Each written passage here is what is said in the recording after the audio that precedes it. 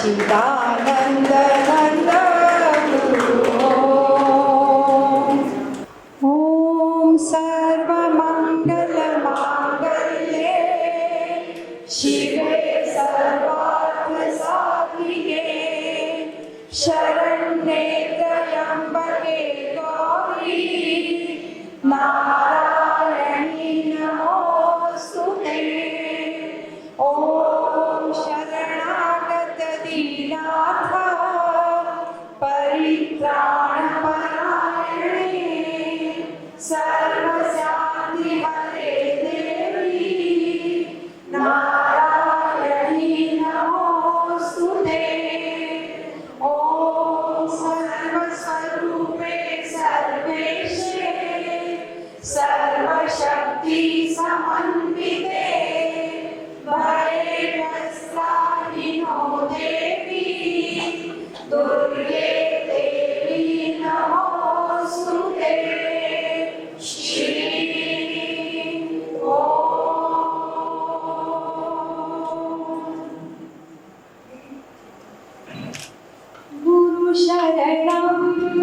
गुरु शरणं सद्गुरु शरणं भवहरणं गुरु शरणं सद्गुरु शरणं भवहरणं जय गुरु सच्चिदानंद गुरु जय सच्चिदानंद गुरु जय गुरु शिवानंद स्वामी गुरु जय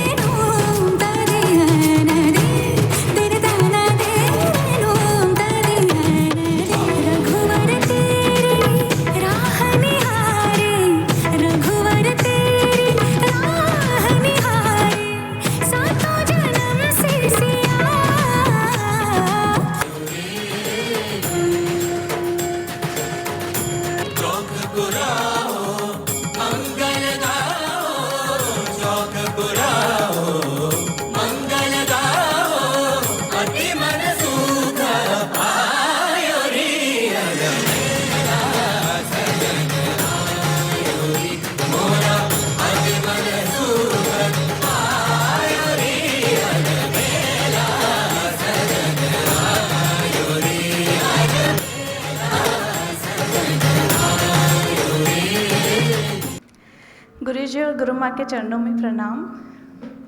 स्वागत है फिर एक बार सभी का पूर्णानंद आश्रम में।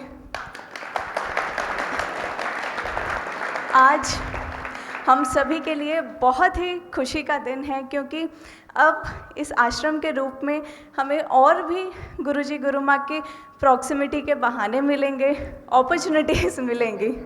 तो इस अपॉर्चुनिटी के लिए और ज़्यादा प्रॉक्सिमिटी के लिए आइए आज हम सब नाचेंगे, गाएंगे और जश्न बनाएंगे।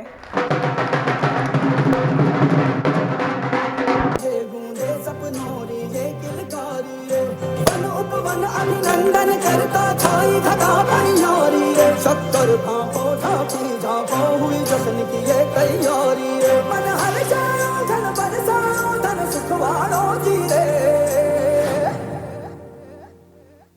आयो रे शुभ दिन आयो,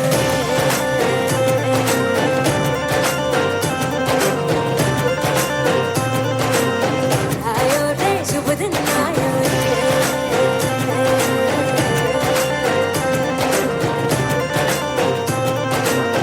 आयो रे शुभ दिन आयो, शुभ दिन आयो बनने आयो नयो नयो सो रंग ले आयो। शुभ दिन आयो बनने आयो नयो नयो सो रंग ले आयो। होठों पे मुस्कान गुलाबी लायो रे, होठों पे मुस्कान गुलाबी लायो रे, आयो रे शुभ दिन आयो रे,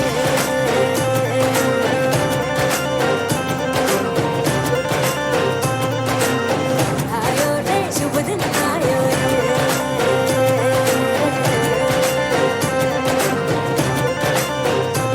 आयो रे शुभ दिन आयो रे।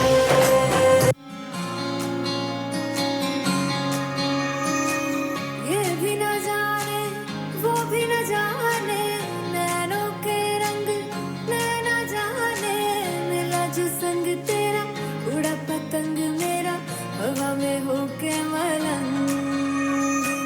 जग की कोई रीत न जाने, मैं तो बस तेरी हुई दीवानी, मिला जो संग तेरा उड़ा पतंग मेरा हवा में होके मलंग। छोड़ा ही घर बार मेरा ओ मखना वे मखना, तू ही है संसार मेरा ओ मखना वे मखना। ये पागल सा है प्यार मेरा ओ मखना वे मखना, छोड़ा ही घर बार मेरा ओ मखना। छोड़ा ही घर बार मेरा ओ मखना वे मखना, तू ही है संसार मेरा ओ मखना वे मखना। ये पागल सा है प्यार मेरा ओ मखना वे मखना, छोड़ा ही घर बार मेरा ओ मखना।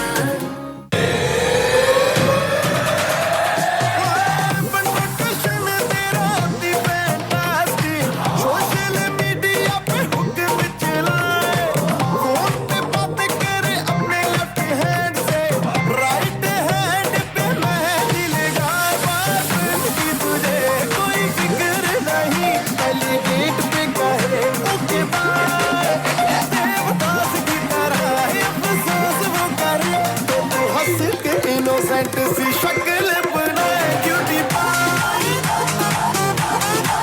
क्यूटी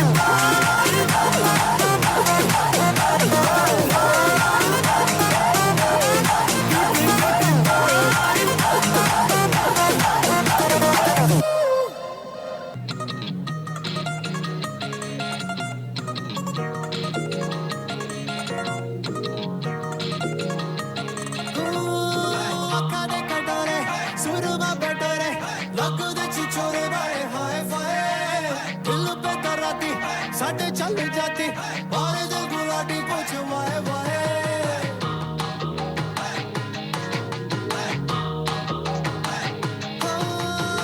काने कटोरे सुरमा बटोरे लग दे छिछोरे बड़े हाय फाए।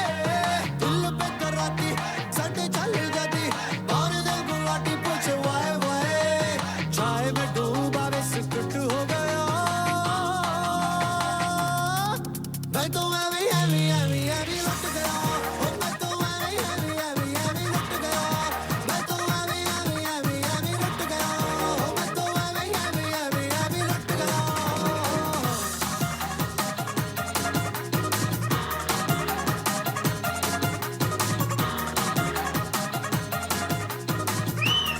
ਹੌਲੀ ਹੌਲੀ ਗਿੱਧੇ ਵਿੱਚ ਨੱਚ ਪਤਲੋਨੀ ਤੇਰਾ ਲੱਕ ਨਾ ਮਰੋੜਾ ਖਾ ਜਾਵੇ ਕੱਚ ਦਾ ਸਮਾਨ ਬਿੱਲੋ ਰੱਖ ਸਾਂਭ ਕੇ ਨੀ ਕਿਤੇ ਸੋਹਣੀਏ ਤੜਕ ਨਾ ਜਾਵੇ ਹੌਲੀ ਹੌਲੀ ਗਿੱਧੇ ਵਿੱਚ ਨੱਚ ਪਤਲੋਨੀ ਤੇਰਾ ਲੱਕ ਨਾ ਮਰੋੜਾ ਖਾ ਜਾਵੇ ਹੌਲੀ ਹੌਲੀ ਗਿੱਧੇ ਵਿੱਚ ਨੱਚ ਪਤਲੋਨੀ ਤੇਰਾ ਲੱਕ ਨਾ ਮਰੋੜਾ ਖਾ Yeah baby Yeah baby ਓਏ ਮੋਰਨੀ ਦੇ ਵਾਂਗਰਾਂ ਤੂੰ ਗਿੱਧੇ ਵਿੱਚ ਨੱਚਦੀ ਪੀਣੀ ਵਿੱਚ ਪਾਈ ਲਾਲ ਵੰਗ ਬੜੀ ਜੱਚਦੀ ਓਏ ਰੁੜਕੇ ਦਾ ਮੁੰਡਾ ਪਿੱਛੇ ਮਾਰਦਾ ਏ ਗੇੜੀਆਂ ਵੇਖਦੇ ਆ ਮੋਰਨੀ ਅੱਜ ਕਿਵੇਂ ਬਚਦੀ ਓਏ ਸੰਧੂਆ ਕਬੂਤਰੀ ਨੂੰ ਰੱਖ ਸਾਂਭ ਕੇ ਸੰਧੂਆ ਕਬੂਤਰੀ ਨੂੰ ਰੱਖ ਸਾਂਭ ਕੇ ਉਹ ਕਿਤੇ ਹੱਥ ਚੋਂ ਪੜਕ ਨਾ ਜਾਵੇ ਹੌਲੀ ਹੌਲੀ ਗਿੱਧੇ ਵਿੱਚ ਨੱਚ ਪਤਲੋਨੀ ਤੇਰਾ ਲੱਕ ਨਾ ਮਰੋੜਾ ਖਾ ਜਾਵੇ ਹੌਲੀ ਹੌਲੀ ਗਿੱਧੇ ਵਿੱਚ ਨੱਚ ਪਤਲੋਨੀ ਤੇਰਾ ਲੱਕ ਨਾ ਮਰੋੜਾ ਖਾ ਜਾਵੇ तूने मारी एंट्रियां रे दिल में बजी घंटियां रे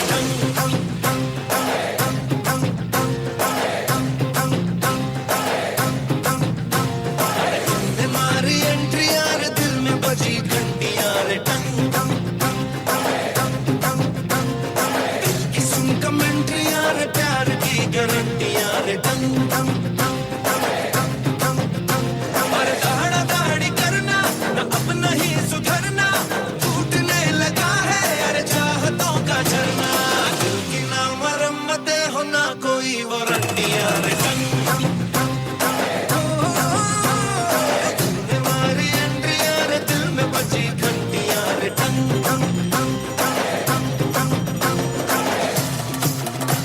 तुले याद मैंने गोल्डन झुमके मैं कन्ना बिच पावा चुम चुमके तुले याद मैंने गोल्डन झुमके मैं कन्ना बिच पावा चुम चुमके बन जावे तू शॉपिंग करा दे बन जावे रोमांटिक पिक्चर दिखा दे रिक्वेस्ट पाइयां वे चिट्टियां कलाइयां वे ओ बेबी मेरी चिट्टियां कलाइयां वे चिट्टियां कलाइयां वे ओ बेबी मेरी वाइट कलाइयां वे चिट्टियां कलाइयां वे ओ बेबी मेरी तेरे हिस्से आइयां वे चिट्टियां कलाइयां वे ओ बेबी मेरी चिट्टियां कलाइयां वे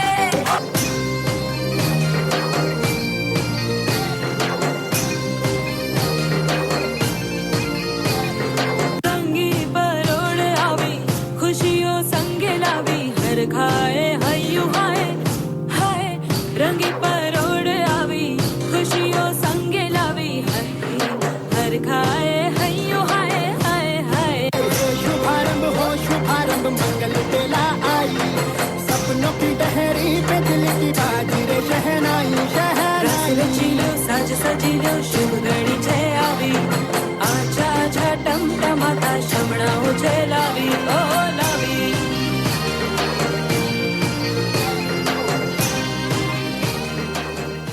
thank you everyone, thank you very much. ज़ोरदार तालियां सभी के लिए। ऐसे लग रहा है जो एक साल की सेलिब्रेशन पेंडिंग थी वो सारी आज हमने कसर पूरी कर ली है उसकी। तो आइए अब हम जिस गुरुजी और गुरु माँ के संदेश का बेसब्री से इंतज़ार कर रहे हैं, आइए गुरुजी गुरु माँ का हम ज्ञान संदेश लें। एक बार सरल हृदय से, एक बार सरल हृदय से स्वीकार करो सब आज। मैं हूँ केवल आपका, आप हो मेरे नाथ। मैं हूँ केवल आपका, आप हो मेरे नाथ। तेरा कल्याण होगा, प्रभु से प्यार होगा। तेरा कल्याण होगा, प्रभु से प्यार होगा। स्वामी जी की वाणी है, हे मेरे नाथ, हे मेरे नाथ। स्वामी जी की वाणी है, हे मेरे नाथ, हे मेरे नाथ। गुरु जी गुरु माँ की वाणी है, हे मेरे नाथ, हे मेरे नाथ। गुरु जी गुरु माँ की वाणी है, हे मेरे नाथ, हे मेरे नाथ। मंत्रों का यह महामंत्र है, हे मेरे नाथ, हे मेरे नाथ। मंत्रों का यह महामंत्र है, हे मेरे नाथ, हे मेरे नाथ। यह महामंत्र जीवन में, यह महामंत्र जीवन में धारण कर लो सब आज। मैं हूँ केवल आपका, आप हो मेरे नाथ। मैं हूँ केवल तेरा कल्याण होगा, प्रभु से प्यार होगा।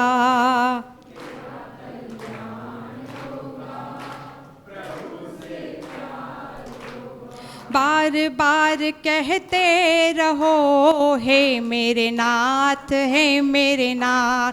बार बार कहते रहो, श्वास श्वास रटते रहो, हे मेरे नाथ, हे मेरे नाथ।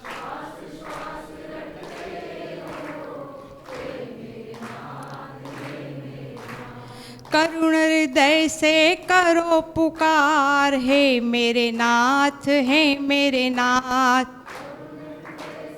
करो पुकार, हे मेरे नाथ, हे मेरे नाथ। मेरे सिर पर आपका हाथ, हे मेरे नाथ, हे मेरे नाथ। मेरे सिर पर आपका हाथ, हे मेरे नाथ, मेरे नाथ। आप हो हरदम मेरे साथ, हे मेरे नाथ, हे मेरे नाथ। आप हो हरदम मेरे साथ, हे मेरे नाथ, हे मेरे नाथ। मैं आपको भूलूं नहीं, रखूँगा हरदम याद। मैं हूँ केवल आपका, आप हो मेरे नाथ। मैं हूँ केवल आपका, आप हो मेरे नाथ। तेरा कल्याण होगा, प्रभु से प्यार होगा। तेरा कल्याण होगा, प्रभु से प्यार होगा। तेरा कल्याण होगा, प्रभु से प्यार होगा। आज का दिन अक्षय तृतीया, आखा तीज, अक्षय पात्र। अब तक हम गलत समझते आए, इस तिथि को ही गलत समझते आए। अरे इतने बड़े पेपर में एड्स, आज सोना खरीदना चाहिए, चांदी खरीदना चाहिए तो अक्षय पात्र रहेगा, कभी भी सोना चांदी हमारे पास रहेगा। खरीदना चाहिए नहीं, हमें देना चाहिए। अक्षय तृतीया का मतलब पहले हमें देना पड़ेगा, तभी हमें मिल सकता है। तो माता ने हमको जन्म दिया, कष्ट उठाया, तभी तो हम ये योग्य बन पाए। उन्होंने दिया हमें, पिता ने हमको योग्य बनाया, अन्न दिया, उनके संपत्ति का हकदार बनाया, उन्होंने दिया तो आज हम ये हैं। और गुरु ने तत्व ज्ञान दिया, अपना प्यार दिया, अपनी कृपा दी बिना स्वार्थ के। तो पहले हमको देना पड़ेगा, तभी हमें मिल सकता है अक्षय पात्र। अक्षय तृतीया का ये मतलब है लेना नहीं है, देना है। और आज का दिन क्यों चूज़ हुआ आश्रम का? वापस 1 साल हुआ बराबर, 23 अप्रैल। कैसे स्वामी जी काउंट रखते हैं नहीं मालूम कि वापस सब कब मिलेंगे, एकदम एग्जैक्ट डेट टाइम सोच भी नहीं सकते। वो तो अपनी मस्ती में थे, 1 साल आराम से अकेले अपने जंगल में वास कर रहे थे, एंजॉय कर रहे थे। और हम यहाँ सब अरे आश्रम नहीं जा सकते, आश्रम नहीं जा सकते। हमारा टेस्ट ले रहे थे, वो एग्ज़ाम होता है तब टेस्ट लेना पड़ता है ना। तो आज अक्षय पात्र, अक्षय तृतीया के दिन हमको भी कुछ देना चाहिए। सुदामा और कृष्ण की स्टोरी तो आप बहुत बार सुने होंगे। जब सुदामा और कृष्ण संदीपनी गुरु के साथ वहाँ आश्रम में रहते थे तब वो दोनों बराबर थे, दोस्त थे, मस्ती करते थे और नोक झोंक सब चलता था। लेकिन जैसे ही आश्रम छोड़े, बड़े हो गए, दोनों की शादियाँ हो गई। कृष्ण द्वारका चले गए रुक्मणी के साथ और सुदामा गरीब रह गया ब्राह्मण औरत के साथ शादी करके। कई साल हो गए, सुदामा की गरीबी हट नहीं रही थी। बच्चे हो गए, कपड़े नहीं हैं, बराबर फटे हुए कपड़े हैं, अन्न नहीं है खाने के लिए। तो उनकी पत्नी बार बार उन्हें कहती थी, अब जाओ ना, कृष्णा आपका दोस्त है ना, जाके मांग लो ना उसे, मांगने में क्या जाता है, वो तो इतना अमीर है, सब कुछ दे सकता है, तुम जाओगे तो तुम तो दोस्त हो, बचपन के दोस्त हो, तुमको तो पक्का देगा। लेकिन सुदामा का मन नहीं मानता था। 1 साल हो गया, 2 साल हो गया, 3 साल हो गया, 4 साल, रोज़ ये सुन सुन के एक दिन बोलता है ठीक है मैं जाता हूँ, मैं मेरे दोस्त से मिलने जाता हूँ, मेरे सखा से मिलने जाता हूँ। तो उसकी वाइफ बोलती है जाओगे तो पूछ लेना, हेल्प मांग लेना, अन्न भी मांगना, धन भी मांगना, ताकि हम अच्छा सुख से रह सकें, मकान भी मांग लेना। लेकिन सुदामा को तो होश ही नहीं है। बोले मैं खाली हाथ कैसे जाऊं, मेरे पास कुछ भी नहीं है, लेकिन दोस्त से मिलने जा रहा हूं, खाली हाथ कैसे जाऊं। तो उसको याद आया कि कृष्ण को वो पोहा, सूखा पोहा बहुत पसंद है। उस टाइम लड़ाई करते थे उसके लिए, जब उसके घर से आता था तब थोड़ा सा पोहा एक पोटली करके अपने साथ लेके गया। द्वारका पहुंचा, एकदम शॉक में, कृष्ण ऐसे महल में रहते हैं, ऐसा घर है कृष्ण का। तो एक बार तो सोचा मैं आगे जाऊं नहीं जाऊं, उसको डर लगने लग गया, क्या पता वो मुझे पहचानेगा नहीं पहचानेगा, इतने बड़े घर का है वो अब कृष्ण, और उनकी पत्नी भी है, मुझे इज्जत देंगे नहीं देंगे। 2-3 बार सोचता है, इतने में कृष्ण सुदामा को देख लेता है। तो बोलता है अरे सुदामा आओ आओ। तो ये एकदम शौक में कि मुझे पहचान लिया और मुझे बुला रहा है। और कृष्ण ने उन्हें अंदर बुलाया, उनको बिठाया, उनके पाँव धोए गर्म पानी से कि इतने दूर चल के आए, थका हुआ होगा मेरा दोस्त। दोस्ती तो वही रूप थी जो पहले थी, अभी भी वही रूप थी। लेकिन सुदामा तो वहाँ का पूरा वातावरण देख के चकाचौंध, अरे मैं क्यों आया, किस लिए आया, कैसे मांगूं, मेरी पत्नी ने तो कहा है लेकिन नहीं, मेरे को गलत लगता है, मैं मेरे दोस्त से कैसे मांग सकता हूँ। फिर वो कृष्ण कहता है चलो खाना खाते हैं। बोले नहीं भूख नहीं है। बोले नहीं भूख नहीं है तो भी थोड़ा तो खाना पड़ेगा। तो वो खाना आता है। तो अब ये सोचता है कि मैं जो लेके आया हूँ उसके लिए थोड़ा सा वो पोहा, ये सब खाने के सामने वो कहाँ, उसको याद भी नहीं होगा, उसको तो पसंद भी नहीं आएगा, तो वो ऑफ़र ही नहीं करता है कृष्ण को। लेकिन कृष्ण तो भगवान है, उन्हें मालूम है कि वो मेरे लिए लेके तो आया है कुछ। बोले तुम कुछ छुपा रहे हो। बोले नहीं मैं कुछ नहीं छुपा रहा हूँ। नहीं तुम कुछ तो छुपा रहे हो, तुम मेरे लिए कुछ लेके आए हो, छुपा रहे हो। बोले नहीं नहीं मैं कुछ नहीं लाया हूँ, मैं कुछ ऐसे ही आया हूँ, खाली हाथ आया हूँ, चलो भोजन करते हैं। बोले नहीं मुझे मालूम है तुम कुछ ना कुछ। फिर ढूंढते हैं तो वो पोटली मिल जाती है। पोटली खोल के कृष्ण देखते हैं, अरे वही बचपन के दिन याद आ जाते हैं। आपस में बातें करते हैं कि कितना अपन लड़ाई करते थे, ये इतने से दानों के लिए हम कैसे लड़ाई करते थे कि मुझे मिल जाए, मैं तो अब ये खाऊंगा। तो वो बोलता है नहीं कृष्ण, अब तुम्हारे ये सब भोजन के सामने ये तो मेरा कुछ भी नहीं है, फीका है, तुमको कहाँ स्वाद लगेगा। बोला नहीं मैं तो खाऊंगा। एक फाकी ली, दूसरी फाकी ली, इतने में रुक्मणी उनकी पत्नी जो वहाँ बैठी थी खाना परोस रही थी, बोले बस है, इतने में ही सब कुछ मिल जाएगा। और उसको कृष्ण को इशारा करके बोल रहे हैं इतना बस है, उसको सब कुछ मिल जाएगा। और यहाँ सुदामा सोच रहा है अरे कृष्ण खा लिया, और वो बहुत खुश हो जाता है कि चलो मेरी भावना रख ली उसने।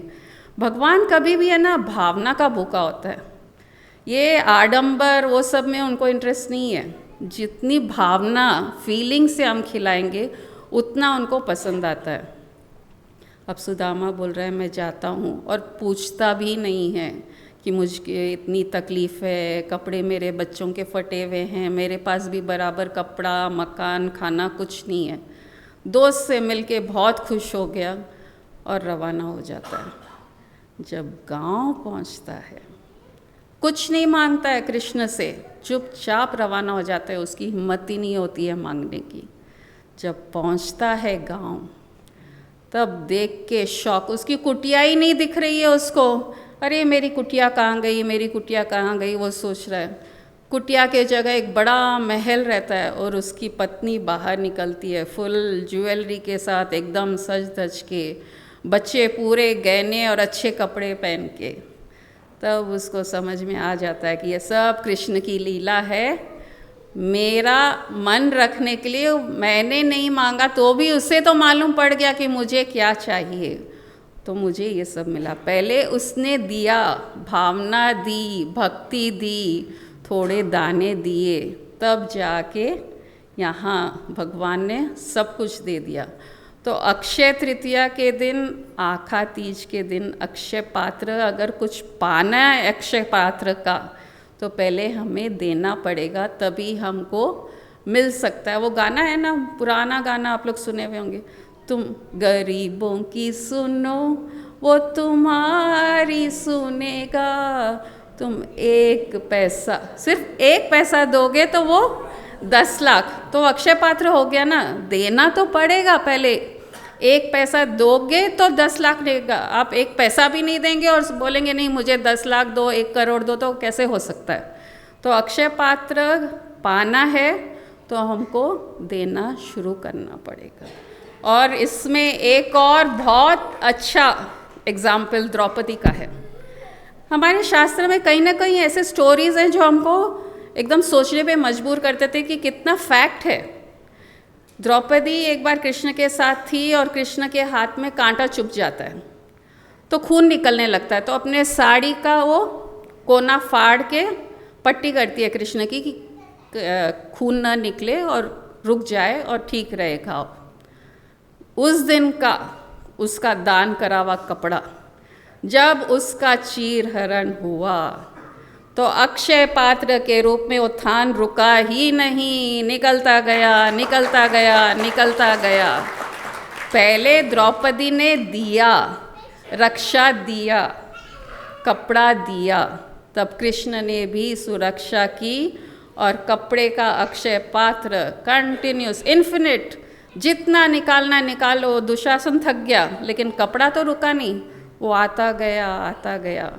तो आज ये ध्यान रख लीजिए कि अक्षय पात्र, अक्षय तृतीया, आखा तीज देने का दिन है, लेने का नहीं। तभी उसका रिजल्ट कब आएगा, कैसे आएगा, हमें नहीं मालूम। जैसे सुदामा को भी नहीं मालूम था, उसने मांगा नहीं और उसने सोचा भी नहीं कुछ मिलेगा, लेकिन भगवान की इच्छा हुई तो उन्होंने तो पूरा महल बिछा दिया, गहने दे दिए, कपड़े दे दिए, अन्न दे दिया। उनको क्या लगा देने में, लेकिन पहले देना तो सीखो, देंगे तो आगे बढ़ पाएंगे ना। तो वो भी है ना, हमारे साथ भी हुआ था।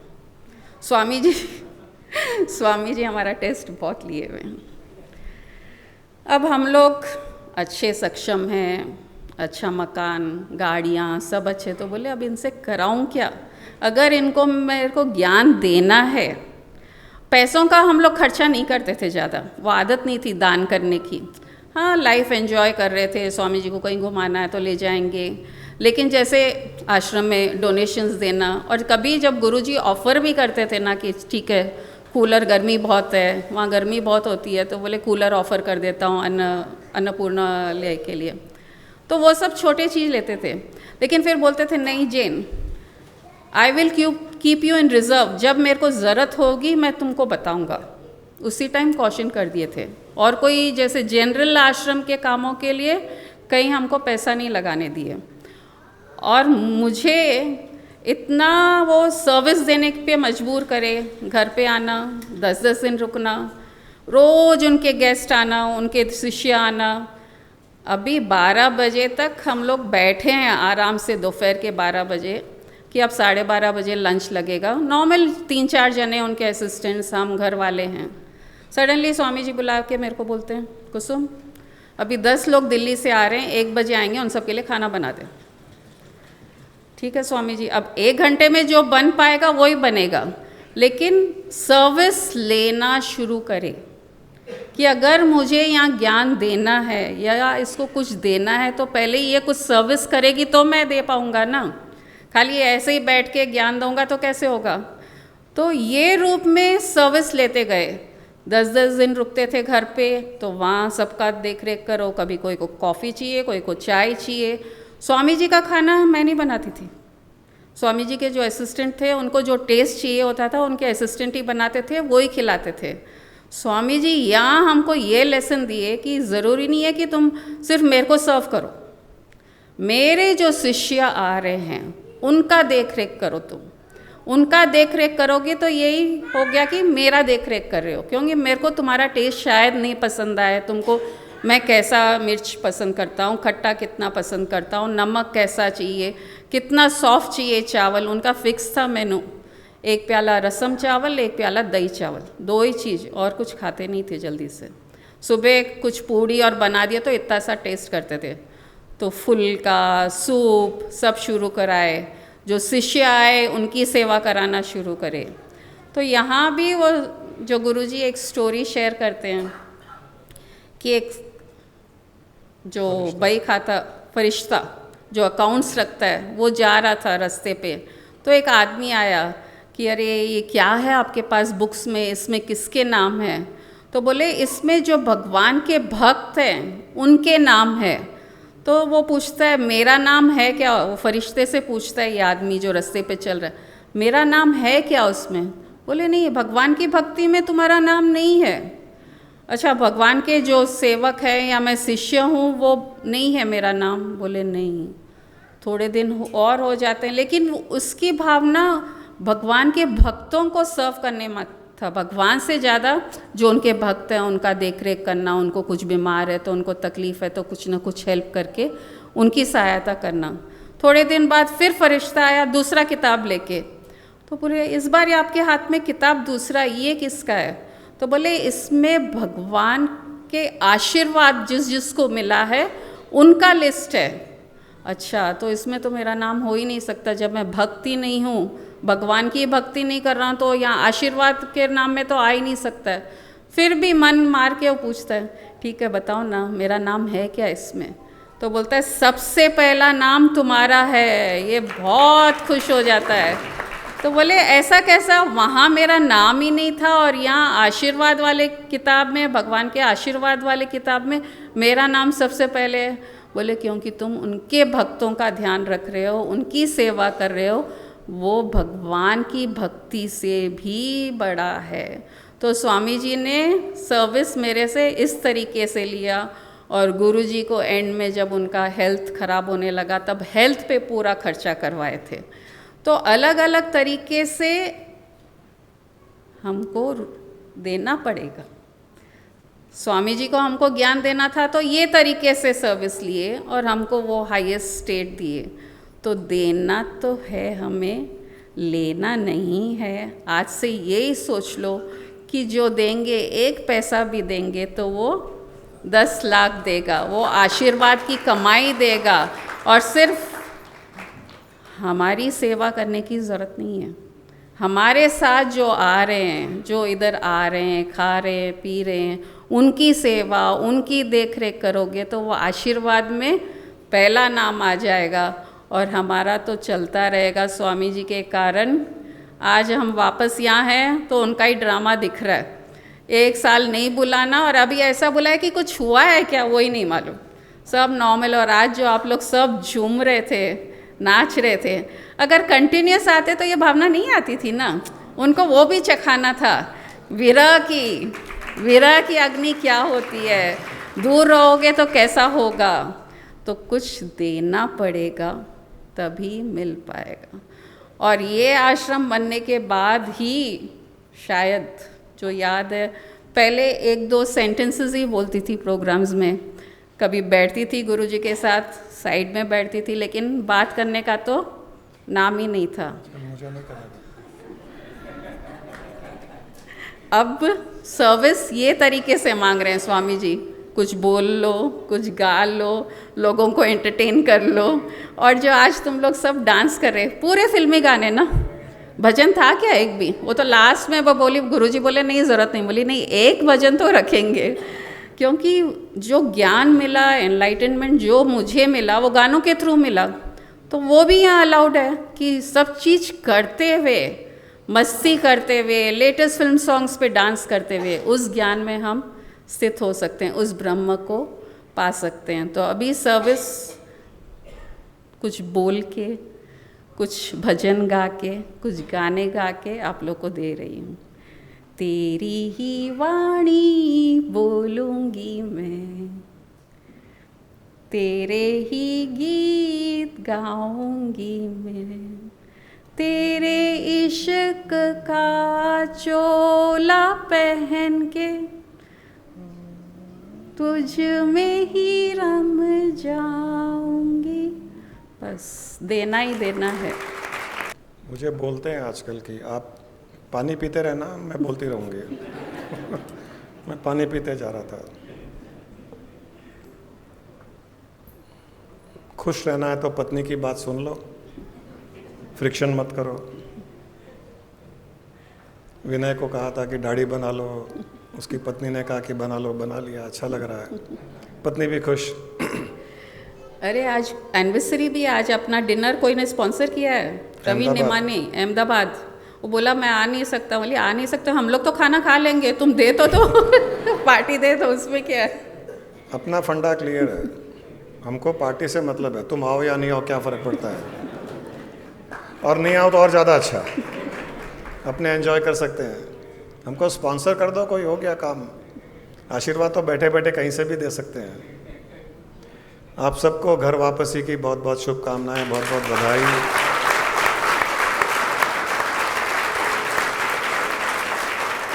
दिस इज होम कमिंग, घर वापसी, इसको कहते हैं घर वापसी।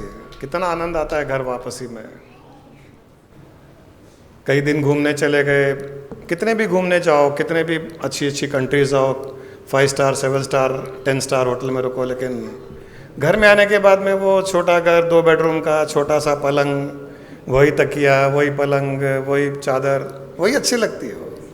और वही फिर आने के बाद में वो रोटी सब्जी, वो खिचड़ी सांभर राइस, वही अच्छा लगता है। कितना भी पिज़्ज़ा खा लो, पास्ता खा लो, घर वापसी तो घर वापसी है। वैसे ही आत्मा वापसी भी आत्मा वापसी है। अपना घर तो वो अपना परम चेतन आत्मा ही है। उसमें जब पहुंच जाते हैं तो इतना ही सुकून, उसमें आनंद, उसमें निर्भय, फियरलेसनेस, केवल एक्साइटमेंट, एंथुजियाज्म, प्रेम, वही है। घर में तो वही रहेगा, क्योंकि वहाँ कंप्लीट हार्मनी है। उस आत्मा में, चेतना में टोटल हार्मनी है। जैसे फैमिली में हार्मनी होती है तो घर आने की इच्छा करती है, डिसहार्मनी होती है तो घर से दूर जाने की इच्छा करती है। तो उस चेतन, परम चेतन आत्मा में तो टोटल हार्मनी, सारी क्रिएशन की हार्मनी वहाँ पर नज़र आती है हमको। जब हम अपनी आँखों से, अपने इंद्रियों से जब संसार को देखते हैं तो हमको दिखता है ऐसे कि फ्रिक्शन हो रहा है, लोग लड़ाई कर रहे हैं, लोग झगड़ा कर रहे हैं, लोग दुखी है, लोग डिप्रेस्ड है, लोग डिसअपॉइंटेड है, लोग स्ट्रेस में है। ऐसे हमको हमारी आंखें दिखाई देती है। लेकिन जब आंखें बंद कर करके आप अंतर्मुखी होकर के जब उस परम चेतना में सारे यूनिवर्स को देखोगे तो आपको ये सब दिखाई देगा ही नहीं। वहाँ केवल और केवल हार्मनी दिखाई देगी, टोटल हार्मनी, कंप्लीट हार्मनी। उस परम चेतना में हार्मनी ही है, वहाँ डिसहार्मनी नहीं है, क्योंकि वहाँ हमारे सेंसेस, हमारा माइंड वहाँ काम नहीं कर रहा है। केवल ब्रह्म स्वरूप परसेप्शन है, वहाँ पर एक ही दृष्टिकोण है और वहाँ पर टोटल हार्मनी। फिर जैसे ही आंखें खोलते हैं फिर डिसहार्मनी दिखाई देती है, क्योंकि हमारा माइंड डिसहार्मनी में रहता है। चेतना हार्मनी में है। Consciousness is in total harmony, consciousness is in total alignment with the whole universe. Consciousness is synchronised with the total universe. इतना सिंक्रोनाइजेशन है उसका, इतना अलाइनमेंट है उस चेतना का कि उसमें कोई डिसहार्मनी नहीं है। लेकिन उसके नीचे की जो एंटिटी है माइंड, उसमें संकल्प विकल्प जजमेंट, अच्छा बुरा सही गलत, वहाँ डिसहार्मनी माइंड में होती है, वो बाहर दिखाई देती है। बाहर भी है नहीं एक्चुअली, माइंड में होने कारण बाहर दिखाई देती है। और जब दिखाई देती है तो फिर हम उस प्रकार से एक्शन रिएक्शन करते हैं। इसलिए आदत होनी चाहिए कि बार बार अपने घर वापसी। पिछली बार ऋषिकेश में मुझे याद है ये कॉन्सेप्ट, ये टर्म यूज़ किया गया था, घर वापसी। दिन में 2-4 बार घर वापसी, होम कमिंग। थोड़ा सा काम में बिजी हो गए, 1 मिनट के लिए आंख बंद कीजिए, घर वापसी। क्योंकि ये घर, जिस घर की मैं बात कर रहा हूँ, वो हर समय अवेलेबल है, हर जगह अवेलेबल है। वो फिजिकल घर नहीं है कि आपको 10 किलोमीटर 20 किलोमीटर ट्रैवल करना पड़ेगा, आधी एक घंटा कार में ट्रेन में जाना पड़ेगा। ये तो आपके साथ चल रहा है, ये आपका घर, ये आपका असली घर, योर ओन प्रॉपर्टी, ये आपके साथ में चल रहा है। कहीं पर भी आप उस घर में प्रवेश कर सकते हो। आंख बंद किया घर में चले गए, आंख बंद कर किया घर में चले गए। ये भी जब तक तब तक वो बाहर और अंदर का भेद, वो डिफ्रेंसिएशन, वो डिस्क्रिमिनेशन, वो बाउंड्री ख़त्म नहीं हो जाती, तब तक ये आंख बंद करना, घर वापसी में जाना, ये सब होता है। और जब वो बाउंड्री ख़त्म हो जाती है अंदर बाहर की, तब तो जहाँ भी हो वहाँ घर ही घर है, वो घर ही है। तो घर वापसी की भी ज़रूरत नहीं है वहाँ पर, वहाँ घर वापसी की भी ज़रूरत नहीं है। हम जहाँ आए वहीं घर है। अभी इतने दिन आश्रम नहीं आए, तो आश्रम नहीं आए तो नहीं आए, जहाँ थे वहाँ तो ज्ञान चल ही रहा था, अपना मूड तो वही था, अपना एनलाइटेंड स्टेट वही था। और हम जब स्वामी जी को ओमनी प्रेजेंट फील करते हैं, सर्वव्यापक का, तो सर्वव्यापक का अर्थ है कि घर भी सर्वव्यापक है। तो जहाँ है वहीं घर है। उस घर का आनंद जिस दिन आने लग जाता है, फिर ये फिज़िकल मैटर का घर, ये फिज़िकल मैटर का दुकान, ये फिज़िकल मैटर की कोई चीज़, फिर हमको कोई, न तो उसमें कोई एवर्शन क्रिएट होता है, न अट्रैक्शन क्रिएट होता है। You are always in that bliss. जहाँ भी हो अपने ही घर में हो, दूसरों के घर में हो तो भी अपने ही घर में हो। सांप के जैसे, उसको चींटी का घर है या मेरा घर है उसको पता नहीं चलता है, वो चींटी के घर में भी अपना ही घर समझ के रहता है। वो वैसे ही हम हो जाते हैं। जब तक वो स्थिति नहीं आती है तब तक हमें ये थोड़ा प्रैक्टिस करना चाहिए घर वापसी की। जितने बार दिन में घर वापसी की प्रैक्टिस करोगे, जितने बार अंतर्मुखी होकर के अपने होम कमिंग को फील करोगे, ये उतने बार आपके अकाउंट में क्रेडिट होता जाएगा। 1 मिनट के लिए भी आंख बंद कर करके आपने होम कमिंग को फील किया, घर वापसी को फील किया, 1 मिनट के लिए भी, वो 1 मिनट आपके अकाउंट में क्रेडिट हो जाता है, एनलाइटनमेंट अकाउंट में क्रेडिट हो जाता है। दिन में 4 बार किया, 5 बार किया, आंख बिना बंद किए भी फील किया, मैं आत्मा हूँ, मैं चेतना हूँ। जितने बार ये भाव आया उतने बार आपके क्रेडिट अकाउंट ऐड होता जाता है। और एक दिन आएगा जब ये सारा कल्मिनेट होकर के एनलाइटनमेंट के रूप में आपको वापस दे दिया जाएगा। ये सारा कॉस्मोस में क्रेडिट हो रहा है, ये हमारा अकाउंट चल रहा है, वहाँ पर अकाउंट चल रहा है। तो जितना ज़्यादा, जितनी जल्दी हम ये क्रेडिट बढ़ाएंगे हमारा, उतना जल्दी वो कल्मिनेट होकर के हमको वो स्टेट मिल जाएगा। हमको केवल अकाउंट में डिपॉजिट करते जाना है। जो आज गुरु माँ ने कहा कि देना है, ये भी देना हो गया, ये भी उस परम चेतना को देना हो गया, घर वापसी देना हो गया। क्योंकि हमने उसको याद किया, हमने उसको स्मरण किया, हमने उसको रिमेंबर किया, वो देना हो गया। उसको हम दे रहे हैं, उसको हम ग्रैटिट्यूड दे रहे हैं, उसको हम थैंक दे रहे हैं, उसको अपनी भक्ति दे रहे हैं, ये भी देना हो गया। हम जब उसको याद कर रहे हैं, स्वस्वरूपानुसंधानम भक्ति रित्य भी दीयते, कि जब जब अपने स्वरूप का अनुसंधान करते हैं, जब जब अपने स्वरूप का ध्यान करते हैं, जब जब अपने स्वरूप की भक्ति करते हैं, जब जब अपने स्वरूप को याद कर करके आंखों से आंसू आते हैं, वो देना हो गया, उस परमात्मा को देना हो गया, हमारी भावना वो उसको देना हो गया। और जैसे जैसे देते जाएंगे, जैसे जैसे बूंद बूंद गिरते गिरते एक सागर बन जाता है, वैसे ही हमारी एक एक बूंद की भावना, स्वस्वरूपानुसंधानम भक्ति रित्यभिधीयते, ये एक एक बूंद देते जाएंगे, एक दिन हमको वो परमात्मा एक एनलाइटेंड स्टेट दे देगा, वो अपना परम आत्मा का स्टेट दे देगा, हमको फील करा देगा कि तू ही वो है, मैं तुझसे अलग नहीं, तू ही तो है वो जो हम अभी तक सोच रहे थे कि और कोई है, उसको प्राप्त करना है, उसकी भक्ति करना है। जब हमको वापस देता है कि अरे वो मैं तुझसे अलग हो ही नहीं, तू और मैं एक ही है। लहर ढूंढे सागर को, जीव ढूंढे ब्रह्म को, कपास ढूंढे सूत को, सूत ढूंढे कपास को, मिले तो कैसे मिले जब खुद ही ढूंढे खुद को। हम खुद को ही ढूंढ रहे हैं, हम और किसी को नहीं ढूंढ रहे हैं, हम अपने आप को ही ढूंढ रहे हैं। पर अज्ञानता में हम अपने आप को अपने से बाहर ढूंढ रहे हैं। जिसने अपने आप को ढूंढने के लिए बाहर ढूंढा, एक प्रक्रिया है, एक तरीका है, क्योंकि हमको पता नहीं है कि मैं कहाँ हूँ। लहर को पता नहीं है कि मैं सागर ही हूँ, सूत को पता नहीं है कि मैं कपास हूँ, जीव को पता नहीं है कि मैं ब्रह्म हूँ। और जब तक पता नहीं है तब तक वो उसको ढूंढ रहा है, कहीं तीर्थ जा रहा है, कहीं मंदिर जा रहा है, कभी ध्यान कर रहा है, कभी कुछ कर रहा है।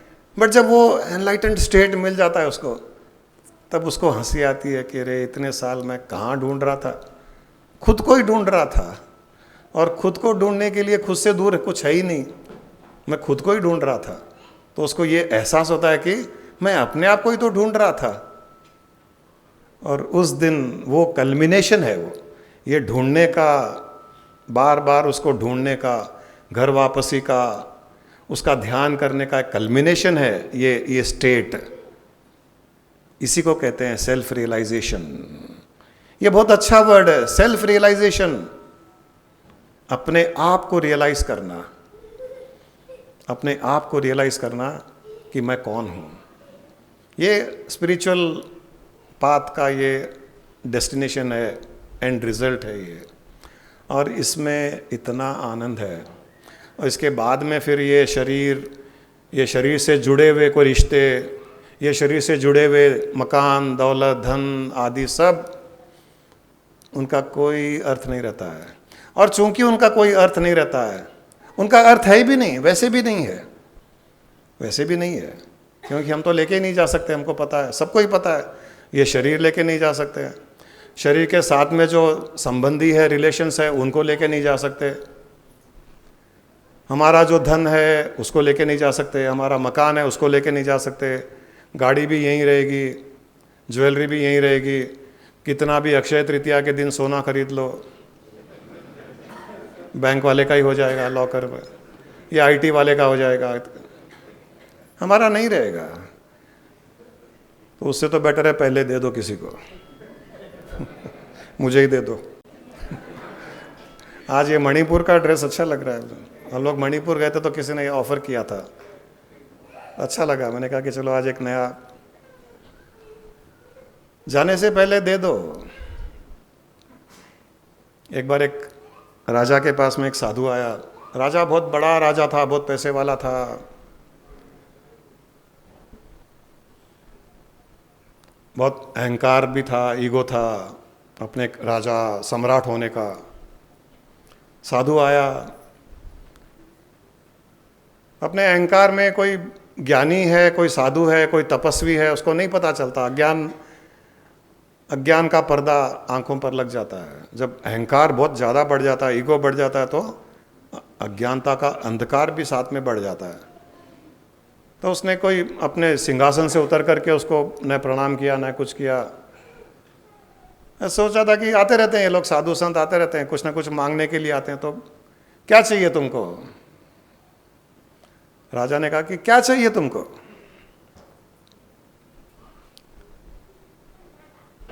संत तो संत ही होते हैं। उसने कहा तुम्हारे पास है क्या देने के लिए? राजा ने कहा कि बहुत है, बहुत कुछ है मेरे पास देने के लिए।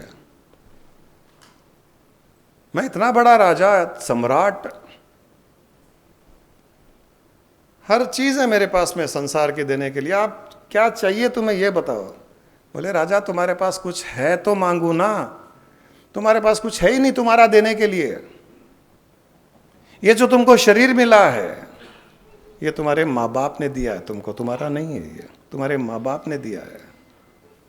ये जो राज्य है तुम्हारा ये प्रजा ने दी है तुमको, ये भी तुम्हारा नहीं है, ये राज्य भी तुम्हारा नहीं है, प्रजा ने दी है। और ये जो सोना चांदी धन दौलत की बातें कर रहे हो ये धरती माँ ने दी है, ये धरती माँ से निकली हुई चीजें हैं, ये सोना चांदी ये भी तुम्हारे नहीं है। और जो तुम्हारे प्राण चल रहे हैं राजा, अरे वो भी तुम्हारा नहीं है, वो भी प्रकृति ने दिया है। तो जब साधु ने कहा कि आपका क्या है देने के लिए, आप क्या दे सकते हो, आपके पास कुछ है ही नहीं देने के लिए, शरीर माँ बाप ने दिया, राज्य प्रजा ने दी, देख लीजिए सबके लिए ये साधु का ज्ञान हम सबके लिए है। हम जो सोच रहे हैं कि ये मैं हूँ, ये मैं क्या हूँ, ये तो मेरे माँ बाप ने दिया है, तो मेरा क्या है इसमें। जो चीज माँ बाप ने दी है वो मेरी क्या, मेरी कहाँ से हो गई। और अगर हम कुछ है तो वो हमारे एम्प्लॉयज ने दिया होगा, प्रजा ने दिया होगा, कुछ न कुछ किसी न किसी ने पोस्ट दिया है वो हमको। और जो पैसे हैं वो धरती माँ का है, वो सोना चांदी वो धरती माँ ने दिया है। प्राण सांस जो ले रहे हैं वो प्रकृति ने दी है। राजा का माथा ठनका, सिंहासन से नीचे उतरा, उनके चरण पकड़ा, बोले बाबा जी सब मेरा क्या, मैंने आपको ये तो कहा है कि मैं आपको कुछ देना चाहता हूँ, मेरा क्या है, मैं क्या दूं। तो उन्होंने कहा कि तुम्हारा केवल मैं है, जो मैं, तुम जो कहते हो ना मैं क्या दूं आपको, मैं क्या दूं, वो मैं तुम्हारा है, वो दे दो मुझे। और जैसे ही राजा ने अपना मैं दिया, आत्मज्ञान हो गया उसका। आत्मानंद में, परमानंद की स्थिति में चला गया, क्योंकि मैं ही तो रुकावट है। I is the obstacle. ये आई, मैं ये हूं, मैं वो हूं, मेरा ये है, मैं ये कर दूं, मैं वो कर दूं। आई इज द ऑब्स्टेकल, सबसे बड़ी रुकावट। वो कांटा निकला, आत्मा परमात्मा में लीन हो गई, आत्मा परमात्मा में मिल गई, कल्याण हो गया, फिनिश, जर्नी इज ओवर। और वो परमात्मा बन गई। ये मैं ही हमको देना है। तो गुरु माँ ने स्टार्ट किया कि देना है, हमारे पास जो है वो देते जाइए, और अंत में उस मैं को भी दे लीजिए। तब देखिए पूर्ण परम आनंद की स्थिति प्राप्त हो जाएगी। जब तक कुछ रहेगा, वो रहेगा तो मैं भी साथ में रहेगा, कुछ रहेगा तो मैं भी साथ में रहेगा। बिना मैं के तो वो कुछ रह नहीं सकता है। अब ये मेरा लॉकर है, मेरा घर है, मेरी पत्नी है, मेरा बच्चा है, मेरे माँ बाप है, ये मैं रहेगा जब तक कुछ ना कुछ रहेगा। सब समर्पित कर दीजिए, अपने शरीर से लेकर के अपने सगे संबंधी सबको ईश्वर के समर्पित कर दीजिए। इसका अर्थ नहीं है कि हम कर्तव्य जिम्मेदारियां उठाते नहीं, और ज्यादा अच्छे से उठाते हैं, क्योंकि अब केवल और केवल हम प्रेम करते हैं। किसी से कोई आशा नहीं है, निस्वार्थ प्रेम किया जाता है। जैसे मैं का कांटा हट गया, जैसे वो आई निकल गया, ये आई जैसे निकल गया, निस्वार्थ प्रेम, अनकंडीशनल लव टू एवरीवन। मजा आता है सबको प्यार करने में, अच्छा लगता है सबको खुश करने में, अच्छा लगता है किसी की सेवा करने में, अच्छा लगता है किसी के चेहरे पे स्माइल लाने में, अच्छा लगता है किसी को कुछ खिलाने में, अच्छा लगता है ज्ञान देने में, अच्छा लगता है ज्ञान लेने में। आज का दिन देने का दिन है, लेने का या खरीदने का नहीं है। ये तो ज्वेलरी शॉप्स ने अपने बिजनेस को बढ़ाने के, पहले नहीं था ये, 30-40 साल पहले नहीं था ना शायद। ये पिछले 10-20 साल में ज्यादा हो गया। हम भी बेवकूफ है, सोचते हैं सोना खरीद लेंगे तो और सोना आएगा। अरे और सोना उसके दुकान में आएगा, हमारे पास कहां से आएगा, क्योंकि वो अपना सोना बेचेगा तो और सोना आएगा। बट एनीवे, कहीं ना कहीं वो देने का अर्थ ये भी है कि रोटेट करना।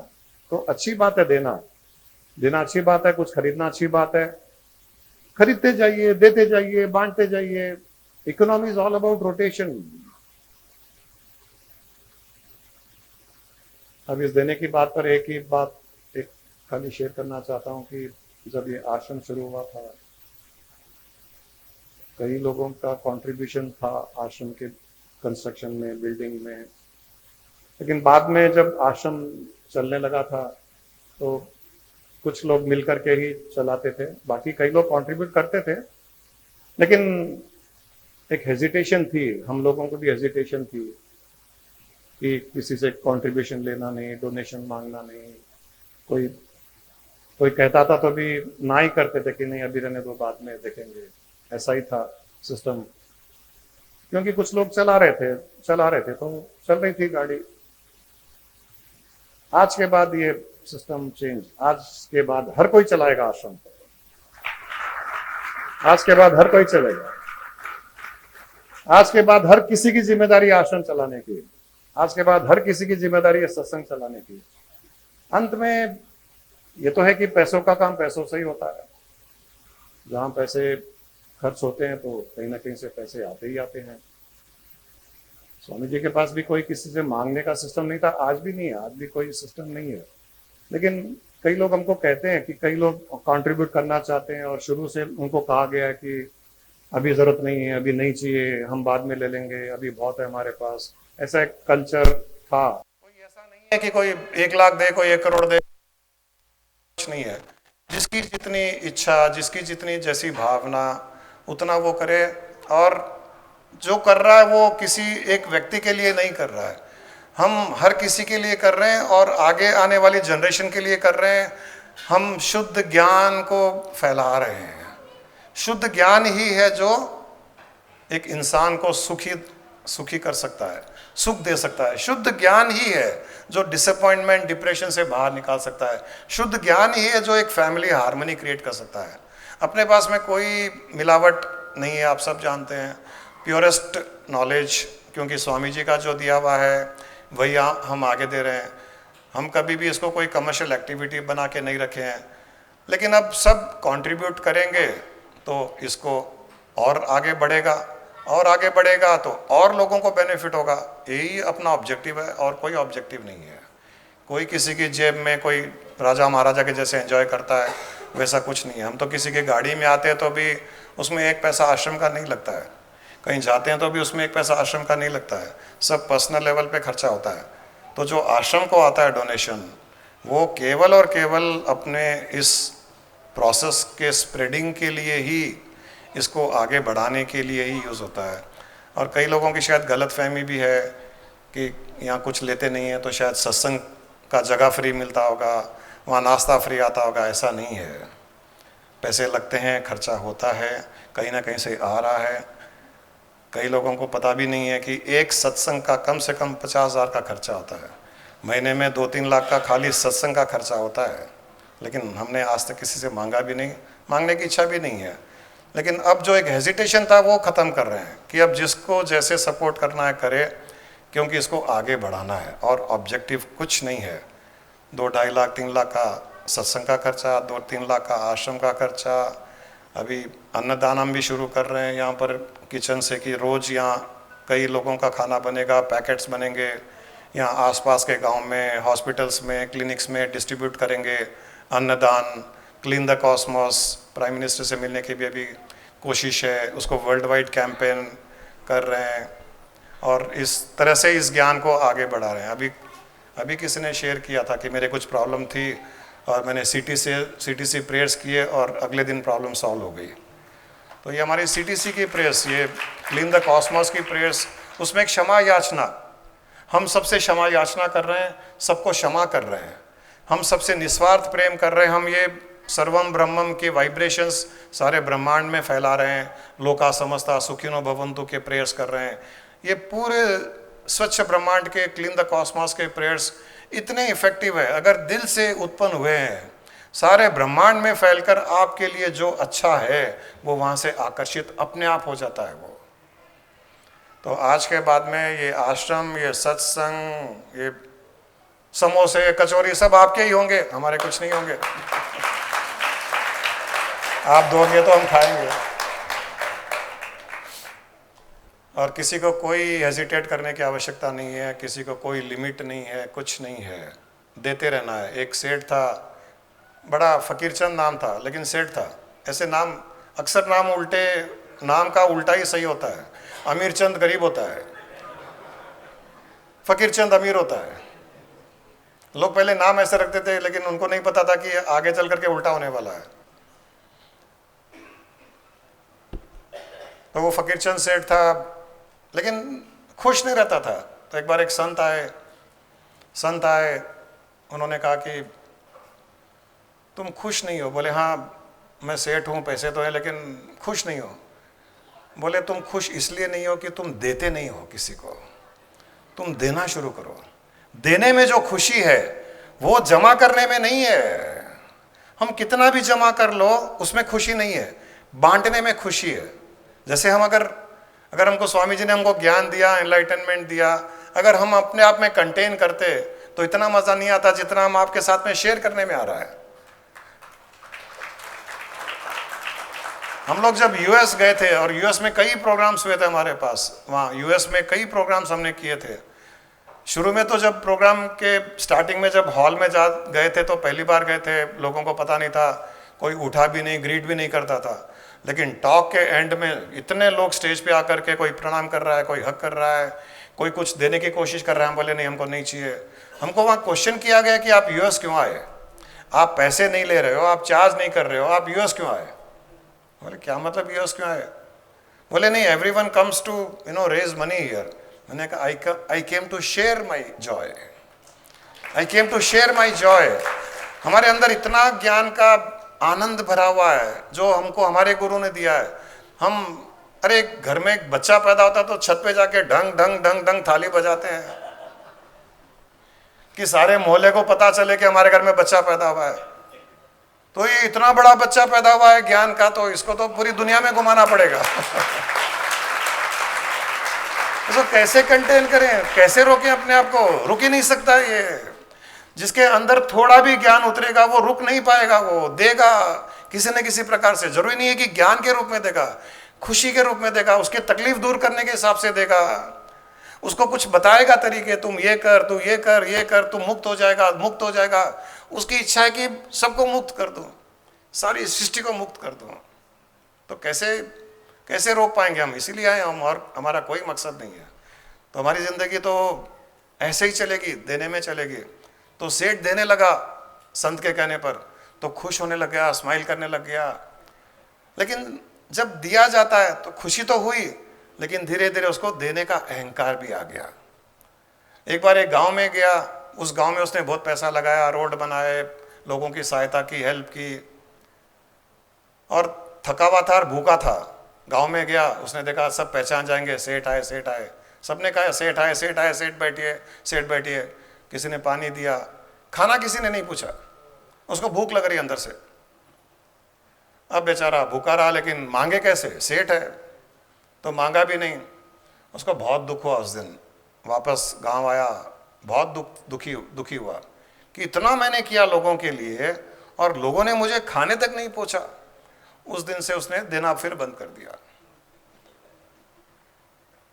ये बहुत गलत है। ये देने के बाद में अगर एक्सपेक्टेशन करे कि कुछ मिलेगा, अप्रिसिएशन मिलेगा, नाम होगा, एक्नॉलेजमेंट होगा, तो देने का पुण्य समाप्त हो जाता है। देने का पुण्य तभी मिलता है जब कोई एक्सपेक्टेशन ना हो, केवल देना देना हो। तो कई महीनों के बाद में फिर वो संत आए, वो संत के पास में गया। बोले क्या बात है, फिर दुखी दिख रहे हो। बोले हाँ मैंने इतना दिया, खुशी मिलती थी, लेकिन एक दिन ऐसा हुआ मैं गांव गया, भूखा था, किसी ने पूछा नहीं मुझे खाने के लिए। ये लोग एहसान फरामोश क्यों होते हैं। संत को पूछता है कि एहसान फरामोश क्यों होते हैं लोग, मैंने इतना किया, मुझे वापस कुछ दिया ही नहीं इन्होंने। तो संत ने कहा कि एक जगह अंगूर की बेलें थी, वहाँ पर लोग जाते थे, मीठे मीठे अंगूर तोड़ के खाते थे। तो एक दिन बेलें आपस में बात कर रही थी, देखो अपने कितने दुर्भाग्यशाली हैं, लोग आते हैं, मीठे मीठे अंगूर तोड़ते हैं, खा लेते हैं, लेकिन कोई अपनी प्रशंसा, अपना आभार प्रकट नहीं करता है अपने लिए। ऐसे करके बेलें बातें कर रही थी आपस में। तो एक आदमी ने सुन ली, उसने कहा कि देखिए, ये आपकी नियति है, आप अंगूर की बेल हो तो ये आपकी नियति है कि मीठे मीठे अंगूर पैदा करो, और ये आपकी अपेक्षा नहीं होनी चाहिए कि ये मीठे अंगूर खा करके लोग आपकी तारीफ करें। तो जिसकी जो नियति है उसकी वो नियति, उसको वो पूर्ति करनी चाहिए। तो सेठ, फकीरचंद सेठ, तुम्हारी नियति है कि तुमको देना है, और दे करके वापस एक्सपेक्ट नहीं करना है कि लोग कुछ करेंगे मेरे इस देने के लिए। तो ये अपनी नियति मान के चलिए, देना है, हमने मान लिया है, हमने माना है कि हमको ज्ञान देना ये हमारी नियति है, क्योंकि गुरु ने जब ज्ञान दिया है तो ज्ञान के साथ में उसने ये नियति भी दे दी कि हम तुमको ये आगे बढ़ाना है। हमको किसी से कोई अपेक्षा नहीं है, कोई आशा नहीं है। हाँ, कोई इम्प्लीमेंट करता है अच्छा लगता है, नहीं करता है तो भी हम तो देते ही देते जाएंगे, क्योंकि ये स्वामी जी का भी कहा हुआ है। वो भी देते थे ऐसे लोगों को, उनको स्वामी जी को कई लोग कहते थे, स्वामी जी आप दे रहे हो, उसको तो समझ में ही नहीं आया कुछ, आपका देना बेकार हो गया, ज्ञान देना बेकार हो गया। बोले नो, ज्ञाना विल नॉट गो वेस्ट।